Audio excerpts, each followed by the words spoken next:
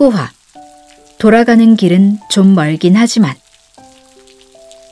책을 여러 권 겹쳐 읽을 때 반드시 문사철에 해당하는 책만 선택할 필요는 없다. 이는 한 예일 뿐이고 책을 탐색하고 조합하는 방법은 사실상 무한하다. 좀 더 특별한 방법으로 책을 엮을수록 독자는 더 넓은 책의 세계로 발을 들여놓게 된다. 책 한 권을 통해 한 가지를 알았다면 서너 권을 엮은 후엔 그의 몇 배나 되는 신세계를 보게 될 것이다. 10수년 전 나는 고구마라는 헌책방에서 직원으로 일했다. 헌책방 이름치고는 좀 이상한 것 같아 어느 날 사장님께 가게 이름을 왜 그리 지었는지 물어봤다. 그전까지 나는 헌책방이라고 하면 무슨 서림이나 뭐뭐당, 뭐뭐관과 같은 이름이어야 한다고 생각했다. 멋있어 보이니까. 그런 간판이 걸린 헌책방에 들어가면 뭔가 있어 보이는 책을 발견할 수 있을 것만 같다. 그런데 고구마라니. 이건 딱 봐도 헌책방이 아니라 만화방을 상상하게 하는 이름 아닌가. 알고 보니 고구마에는 속 깊은 의미가 있었다. 책이라는 건 고구마 같거든. 사장님은 특유의 걸걸한 목소리로 웃으며 말했다. 한 책을 읽으면 그로 인해 다른 책을 읽게 되고 또 그 책이 새로운 책을 불러들인다. 처음에는 호기심에 가벼운 독서를 시작했지만 어느새 여러 책이 딸려 올라오는 게 재미있었다고 한다. 이렇게 책은 땅속에서 서로 뿌리를 나누고 있는 고구마와 닮았으니 가게 이름을 그렇게 지었다는 얘기다. 맞는 말이다. 책 한 권은 언제나 다른 책을 부른다. 그리고 첫 번째 책과 두 번째 책이 어울려 완전히 새로운 관심사가 생겨나기도 한다. 알면 알수록 더 넓어지는 게 책의 세상이다. 책을 많이 읽은 사람은 자기가 아는 것으로 너스레를 떨지 않는다. 많이 안다고 자랑하는 사람은 책을 읽기는 읽었으되 읽다가 멈춘 사람이다. 책을 읽지 않은 사람을 두고 빈수레가 요란하다라고 말한다면 책을 읽다가 멈춘 사람은 수레가 무겁긴 한데 바퀴가 없는 것과 같다. 그런 사람은 자기가 쌓아놓은 것을 두고 앉아 팔아먹으며 사는 수밖에 없다. 바퀴라도 있으면 수레가 비었어도 언젠가 채워서 이리저리 돌아다닐 수 있으련만 바퀴 없는 수레에 짐만 잔뜩 실은 사람은 오도 가도 못하는 신세다. 이럴 땐 차라리 가진 걸 다 나눠주고 새로운 마음으로 빈수레부터 시작하는 게 낫다. 고구마처럼 책을 엮어 올리는 방법을 연구하는 것도 책 읽기의 즐거움 중 하나다. 내가 이 책에서 긴 지면을 할애해 정반합이니 삼각형 독서 같은 걸 설명한 이유는 많은 독자가 자기만의 겹쳐 읽기 방법을 개발했으면 하는 마음에서다. 절대로 이 책에 나온 방법을 따라하라는 뜻이 아니다. 이 방법은 내가 생각해낸 것이기 때문에 나에게만 맞는 방법일 수 있다. 어떤 사람은 내 방법을 읽고 어이가 없어 헛웃음이 나올지도 모른다. 그렇다면 여러분의 방법을 직접 찾아보길 권한다. 분명 나보다 더 획기적인 책 엮기 방법이 있을 것이다.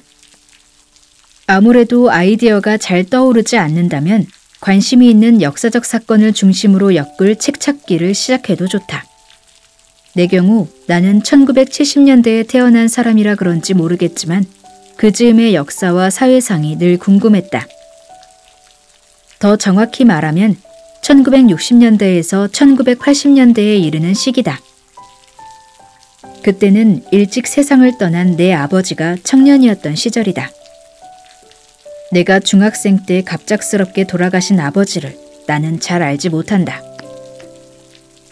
어릴 때 늘 일하던 모습만 기억에 남았을 뿐 가족으로서의 애틋한 마음은 많지 않다.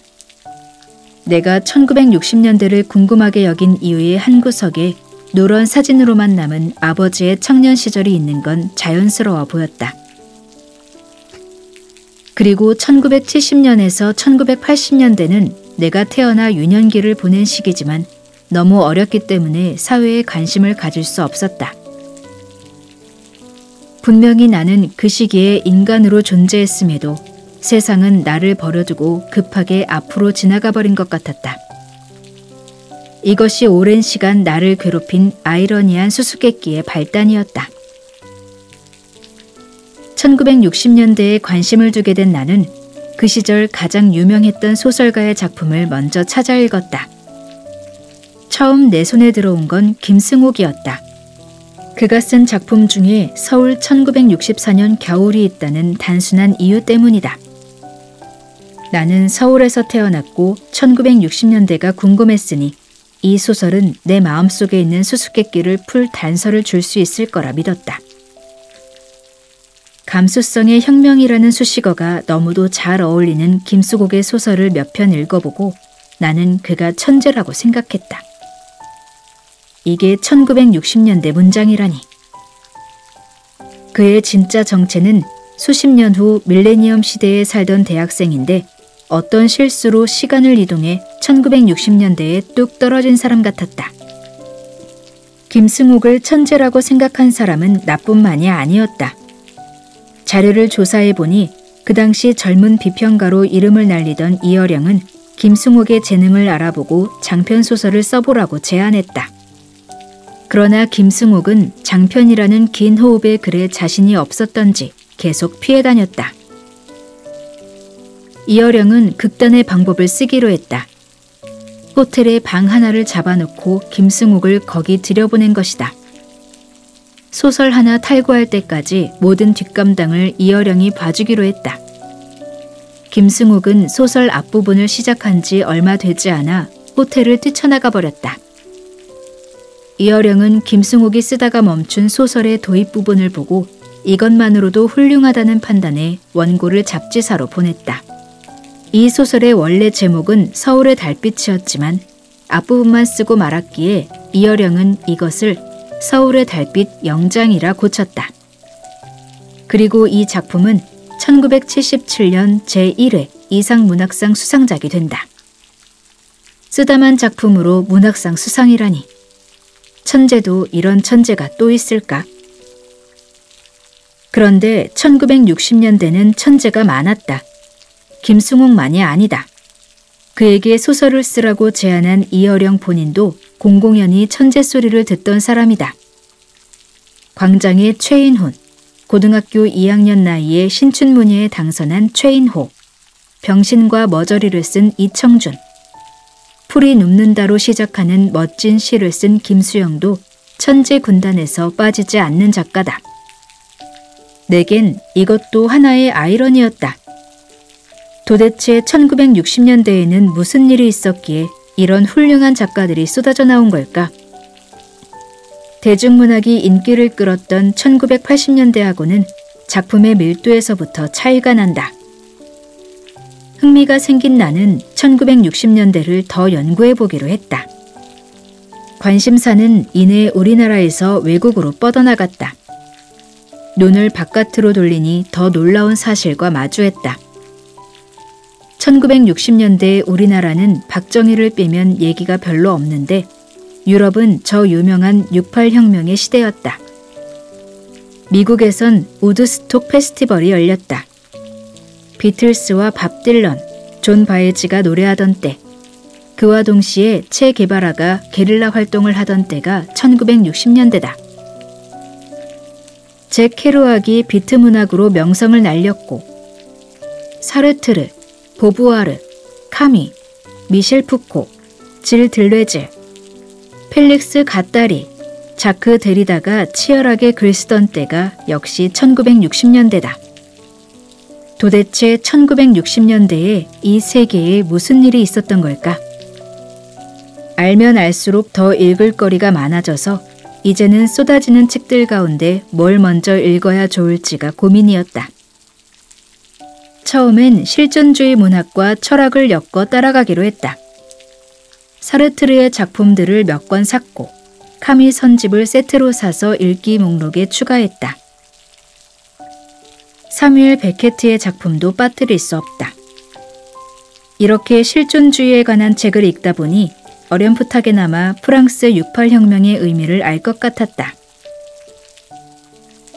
여기서 내 관심은 두 갈래로 나뉘었다. 하나는 1970년대 이후 유럽의 누보로망 작품이다. 내 생각에 누보로망은 분명히 실존주의 철학의 영향을 받아 그것을 극복하거나 부정하려는 시도였다. 로브 그리게와 조르주 페렉, 그리고 페터 한트케에 이르는 유럽 문학의 흐름을 훑어봐야 할 필요가 있었다. 관심사의 또 다른 한 축은 두 번의 세계대전 사이의 전간기로 불리는 시기인데 흥미롭게도 이 즈음에도 훌륭한 작품들이 많이 나왔다. 우리나라로 따지면 이상이 활동하던 바로 그 시대다. 그리고 거의 같은 시기에 카프카도 소설을 썼다.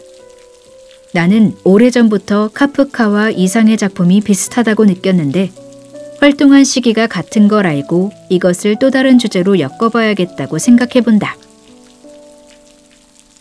1960년대 내 아버지의 청년 시절에 관한 사소한 궁금증으로 시작된 책 읽기는 몇 달이 흐르자 이렇게 거대해졌다. 읽는 것은 둘째치고 책 목록을 정리하고 그것을 다시 새로운 몇 개의 주제로 엮는 작업만 해도 만만치 않은 시간이 걸렸다. 돌아가는 길은 좀 멀긴 했지만 나는 이 작업을 통해 여러 가지 새로운 사실을 알았고 전에는 별로 생각해보지 않았던 몇 가지 철학이론에 관해서도 기웃거릴 수 있었다. 만약 내가 처음부터 실존주의 철학과 문학에 관심을 가지고 접근했다면 이렇게 많은 책과 친구가 될 수는 없었을 거다. 어쩌면 그 반대일 가능성도 있겠지만 책은 때로 우리를 알지 못하는 곳으로 데려간다. 누가 책 속에 길이 있다고 했는가? 오히려 책은 길을 잃게 만들기에 더 매력적인 물건이다. 우리는 그렇게 잃어버린 길 위에서 방황하다가 전혀 생각지도 못한 길로 흘러들어간다.